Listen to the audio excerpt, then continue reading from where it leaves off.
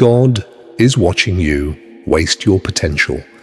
Imagine meeting the person God created you to become and realizing you never became them. Sit with that for a moment. The stronger version, the disciplined version, the focused version, the version that finally stopped making excuses, the version that stopped running, the version that used their gifts instead of talking about them. Now imagine standing face to face with that person and seeing disappointment in their eyes, not because you failed, because you never truly tried. That thought should terrify you, because deep down, you already know you were created for more. You feel it every time you hit snooze, every time you delay what matters, every time you promise yourself, tomorrow. Tomorrow. The most dangerous word in the world. Entire lives have been destroyed by tomorrow. Dreams delayed. Books never written. Businesses never started. Prayers never answered because action never followed. Potential doesn't die in one dramatic moment. It dies quietly, slowly, almost invisibly. One comfortable choice at a time, one excuse at a time, one distraction at a time, one scroll at a time. And that's what makes it terrifying, because while you're wasting today, you rarely feel the loss, not immediately. The pain comes later, years later, when reality finally catches up. Picture this. You're sitting alone one night. The room is quiet. The house is silent. Your face looks older now. And suddenly you start thinking about all the things you once said you would do. The goals, the dreams, the promises, the person you swore you would become. And for the first time, you realize how much time disappeared.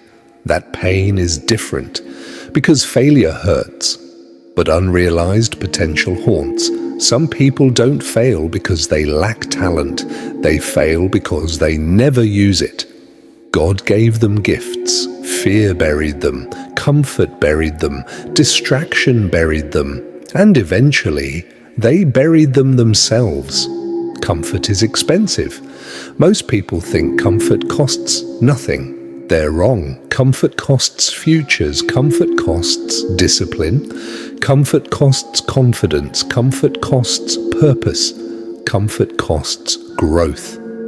And the frightening thing about comfort is that it feels harmless while it's destroying you. That's why the enemy doesn't always attack with catastrophe. Sometimes all he has to do is keep you comfortable, keep you distracted, keep you entertained, keep you waiting, keep you saying eventually, because eventually never arrives. Look around. Millions of people are addicted to consuming, watching, scrolling, dreaming, planning, talking. Almost nobody is building. Almost nobody is sacrificing. Almost nobody is willing to be uncomfortable long enough to transform. That's why discipline is rare, and that's why discipline is powerful. The world is filled with people praying for lives they are unwilling to prepare for. Think about that. We pray for strength, then avoid difficulty. We pray for change, then protect the habits keeping us the same. We pray for purpose, then spend hours feeding distractions, and then we wonder why nothing changes. Potential means nothing without action. Nothing. A gift without discipline is wasted. Talent without consistency is wasted. Vision without effort is wasted. Faith without movement stays trapped inside imagination. And maybe that's why this message found you today. Because somewhere deep inside, you're tired of your own excuses. You know you're capable of more. You know that's why this hurts. You see flashes of who you could become. Then watch yourself settle for less. Again and again and again. The person you could become is watching your decisions. That line should stay with you, because right now, while you're listening, A future version of you is being built, not tomorrow, today. In your habits, in your routines, in your private decisions, in what you do when nobody's watching. The battle nobody sees often decides the future everybody sees. Listen carefully. God is not watching you waste your potential because He enjoys condemning you. He's watching because He sees what you refuse to see. He sees the leader hidden beneath fear, the discipline hidden beneath excuses, the strength hidden beneath comfort, the purpose hidden beneath distraction. He sees what you could become if you finally stopped negotiating with your own destruction.